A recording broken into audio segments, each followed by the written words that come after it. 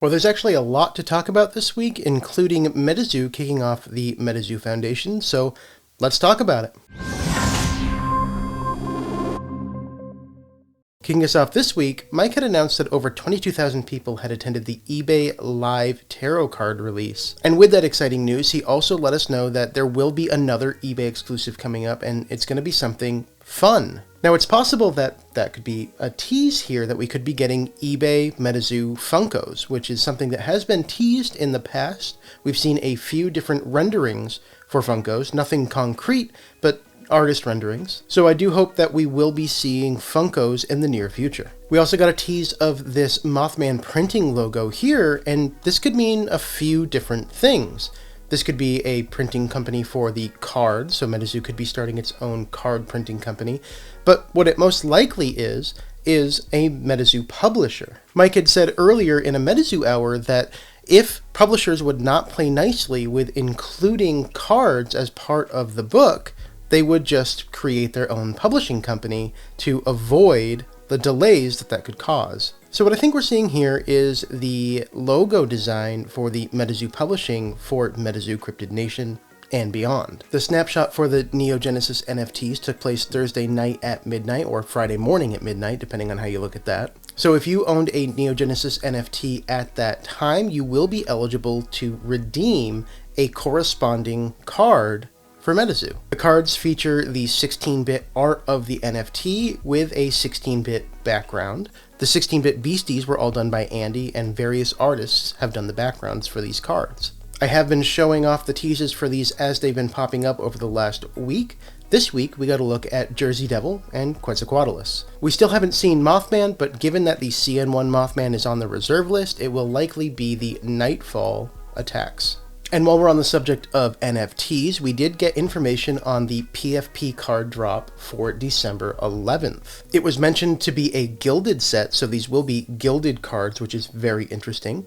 There will be 7 chase variants, each of those having a different holofoil pattern. And there will also be 1 of 1s, 1 of 25s, and 1 of 99, so there will be some secret rare chases involved in the set as well. On top of that, there will be redemption cards for UFO and Seance PFPs, and these would be PFPs exclusive to the Gilded set. And these cards will be our first ever full art MetaZoo cards, and I don't expect these to be usable within the core game itself. I expect these to be closer to what the Topps releases are. And that could also mean that these 7 different chase variants for the holofoils are going to be 7 different types of holofoil patterns that Topps usually does. These will go on sale on December 11th, and to purchase them, you need to own a MetaZoo PFP NFT. There's a link in the description below to the OpenSea collection if you'd like to purchase one of those. MetaZoo has announced that they're going to be working with The Bathing Ape, which is a Japanese fashion company founded in 1993. And they offer a lot of different apparel, from hoodies to hats to shoes, so there's a lot of options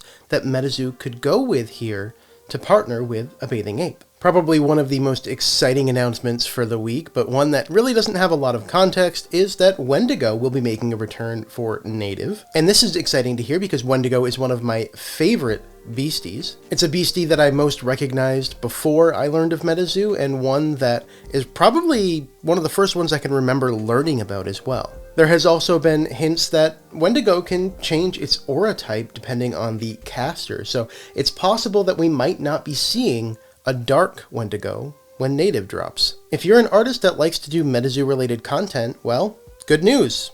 MetaZoo's looking to hire some new artists. And if you're interested, all you need to do is reach out to Alex with your portfolio, and be sure to include at least 4 pieces of MetaZoo related art in the MetaZoo style, which is going to be watercolors or alcohol pens. And that will kick off the process for you to be considered as an artist for MetaZoo. So if you are an artist and considering to do that, I know some people that are, good luck, and I can't wait to hear who the new artist will be. We got an announcement that the UFO and Seance swag will be dropping in the store soon, and we got this tease here of some of the Seance swag. This is a duffel bag for Seance. I, for one, am pretty excited for this. We did miss out on UFO gear that was supposed to drop way back when UFO released. It does seem like we're getting it now, and that could be related to switching vendors or some other kind of supply chain issue. that delayed it. But the good news is we are going to be getting it. So if you had some favorite beasties for UFO, definitely keep an eye on MetaZoo Marketplace for some new apparel. And the duffel bag here is an interesting choice. It's not something that we've seen with MetaZoo in the past, so I am excited to see what other offerings they have on the marketplace. We've had our first tease of art from Native, and this here is a Sisyetel. I have no idea if I'm pronouncing that correctly, but it's a legendary creature found in many cultures in the indigenous people of the Pacific Northwest coast. It's typically depicted as a two-headed serpent, sometimes with a central face. And while we're on the subject of Native, if you applied to be a playtester for Native, check your emails if you haven't already. They have sent out who they've accepted for Native playtesting. Something interesting that MetaZoo is doing for its employees and makes it a great place to work is that every third Friday they are offering a mental health day for the employees. Employees can choose to take the day off if they'd like, and this is something that we've seen companies adopt a lot since the beginning of the pandemic. My place of work offers it on a quarterly basis instead of monthly, and it's a great way to ensure that your employees are taking some time from themselves every once in a while and able to disconnect from work. So overall, I think this is a great thing for MetaZoo to adopt for its employees. We also got to look at a card from the Christmas set this year. This is a topper similar to last year's Prism Aura topper. This one here is actually an Eternal Snowflake topper. So I'm very interested to see what this card will do once it's released, and if that's a hint for anything in the future that we can expect for a special aura. The Prism Aura topper came out last Christmas and ended up being a special aura for Wilderness, which was months later. So this could be hinting at maybe a Frost type special aura in a future set such as Native or War. If you were looking forward to UFO Blast and Seance Ectoplasm from GamerSupps, it's looking like that is no longer going to happen. In chat, Mike started off by saying it was delayed and then followed up with it likely not happening at all, but they will be looking at other energy drink partnerships such as Red Bull, Monster, or Bang. Of the three, I would hope that Monster is who we can partner with because it is most thematically correct. It would be awesome to see a partnership with Monster and Cryptids. It was also confirmed this week by Andy in chat that HiroQuest 2.0 is going to have 5 cards per pack, so this is the first time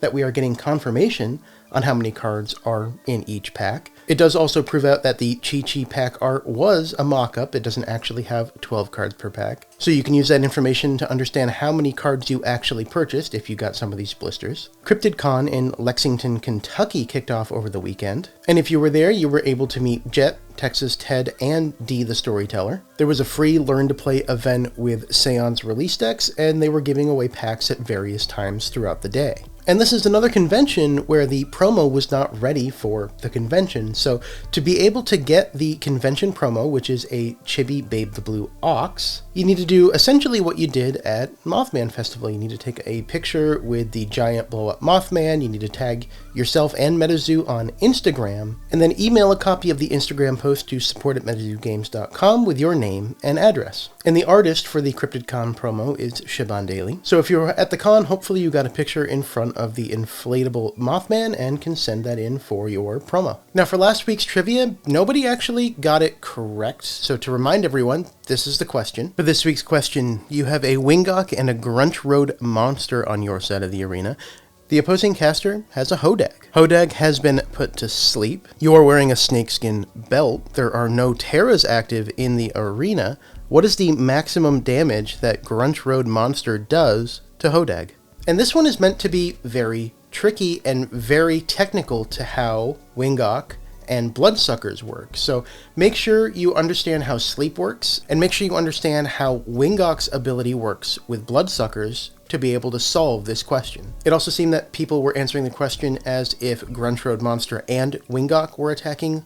Only Grunch Road Monster is attacking. So we're going to run that same question again for this week, and anybody that gets that correctly will be on a spin wheel next week for $15 to Immortal Workshop. If nobody gets it right again next week, I will solve it and move on to a new question. And for the top story this week, MetaZoo has kicked off the MetaZoo Foundation. And the MetaZoo Foundation has been set up to raise funds for nonprofits and small businesses that support autism, mental health, veterans, and cryptozoology. The inaugural foundation that they are partnering with is Autism Instruct. Autism Instruct was founded by Gary King Pokemon Haas and his wife, and the foundation supplies educational materials and equipment in autism classrooms and provides instructions and tips to parents with children that have autism. Alongside the announcement of the MetaZoo Foundation, MetaZoo had released the Thanksgiving promo for this year, which is Turkey Day Tahoe Tessie. And Turkey Day Tahoe Tessie ties into the theme of the foundation as well. The artist for Tessie is a young girl with autism named Akara.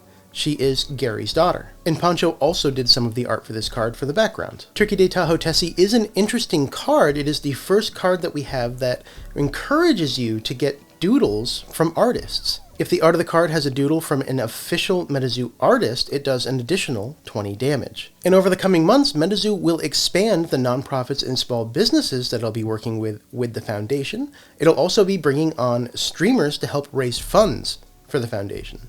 The first streamer that they've announced is Live Poke Auctions, and I don't think that's much of a surprise there. They've worked with Bailey in Live Poke Auctions for a number of different things so far. And with the release of Turkey Day Tahoe Tessie, they raised $50,000 for Autism Instruct in under an hour. So I'm really excited to see what the foundation grows into, what we can accomplish, and who MetaZoo decides to work with in the future to support with the foundation. Well, that's all I had to cover for this week, and if you didn't catch the most recent episode of Cryptid Conversations, I know it's been a while, this is probably our best episode yet. So if you'd like to catch the most recent episode, you can catch that right over there.